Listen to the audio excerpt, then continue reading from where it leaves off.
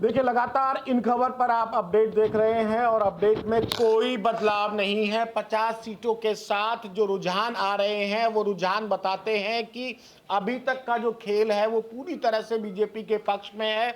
लगातार मेरे दो सहयोगी आप तक पल पल की अपडेट पहुंचा रहे हैं। मैं थोड़ा थोड़ा सा गैप बीच में इसलिए ले रहा हूं कि देखता हूं कि कोई स्विंग है नहीं है, लगातार फ्लो में लाइव में पकड़ पाए। लेकिन पूरी 8 बजे की मेहनत से लेकर और अब बज चुके हैं 9:33, यानी कि 1.5 घंटे की मेहनत में यही नजर आया है कि एक तरफा चुनाव अभी तक जा रहा है।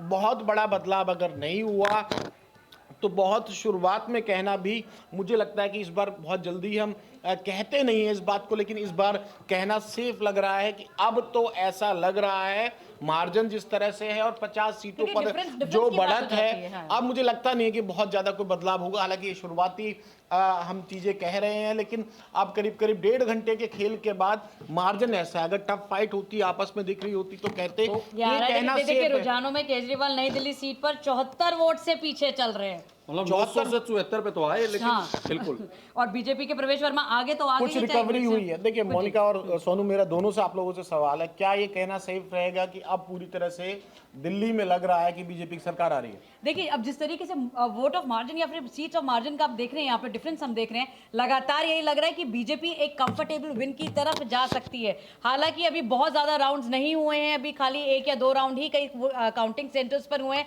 13 से 14 राउंड रहते हैं। ग्राउंड की तो बात है, लेकिन जो पूरा खेल है ना, ये देखिए ये देखिए ना, 48 से 48 नीचे हो गए हैं। बिल्कुल। पहली बार 50 के बार पहुंचे थे, लेकिन अब 48 पर हो गए, 31 हो गए।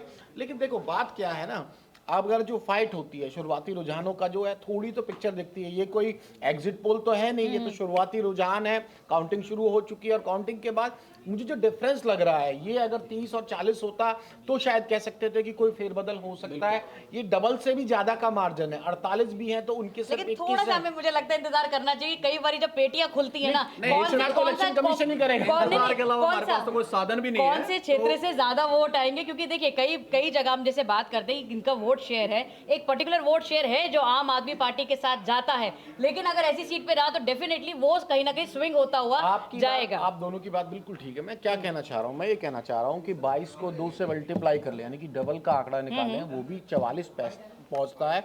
तो जो बढ़त है ना, बढ़त सीटों की इतनी ज्यादा नजर आ रही है। मैं इस बेसिस पे ये कह रहा हूं कि अगर क्लोज फाइट दिखती तो फिर खेल बदल सकता था, लेकिन ये क्लोज फाइट नहीं है ना, ये तो क्लियर कट एक ऐसा आंकड़ा लेके चल रही है बीजेपी। अगर डबल सीटों पर रुझान इसी तरह से बने रहे, और आप ये मान के चलिए, पहले भी हमने देखा है, अगर ये 11 बजे तक नहीं टूटा तो आप कुछ नहीं बदल पाएंगे। नहीं, फिर नहीं बदल पाएंगे। 11 बजे तक तो काफी पिक्चर बिल्कुल साफ हो जाएगी। मतलब मोटे तौर पर हम कह सकते हैं कि कौन सी पार्टी बहुमत लेती हुई नजर आ रही है। 11 बजे तक नहीं टूटा और जो डिफरेंस है वो इतना ज्यादा है। सोनू, मेरा बिल्कुल साफ ये कहना है कि अगर 35-40 होता या अगर 32 और 42 होता तो भी मैं मानता, ये तो डबल से ज्यादा का जो मार्जिन है। तो ये शुरुआती भविष्यवाणी तो अब करना अब कोई समय रह नहीं गया, क्योंकि घंटे 2 घंटे में सारी तस्वीर साफ हो जाएगी। लेकिन शुरुआती रुझान से भाजपा ने जो पकड़ बनाई है, ये लगता नहीं है कि कोई खेल में बहुत ज्यादा फेरबदल होगा। शिखा राय पीछे चल रही है बीजेपी की ग्रेटर कैलाश से।